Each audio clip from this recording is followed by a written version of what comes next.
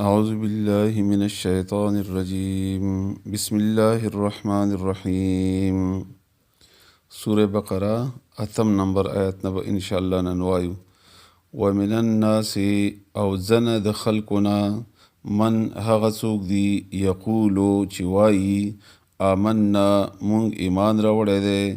بالله په الله باندې وبالیوم الآخر او په ورځ د آخرت باندې وما هم او ندی دوی بمؤمنین ایمان راوړونکي دا اوس الله تعالی د منافقینو صفات بیانوي دینه مخکې آیتونو کې د کافرو دوه آیتونو کې او هغه نه مخکې پنځو آیتونو کې د متقیانو صفتونه بیان شوي نو الله وایي دریم کسان هغه دي ډله چې هغوی په خولې خو وایي چې موږ ایمان راوړی دی خو زړونه د ایمان راوړونکي نه دي یخادعون الله دوکه ورکوي الله تعالی ته خدع دوکې ته وایي یخادعون دوی دوکه ورکوي الله ته والذین او هغه کسانو ته آمنو چې ایمان راوړی دی یعنې دوکه ورکوي الله ته او مؤمنانو ته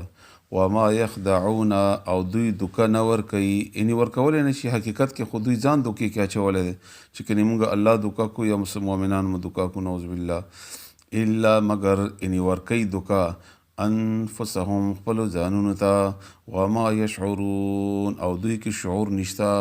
یو عقل دی شعور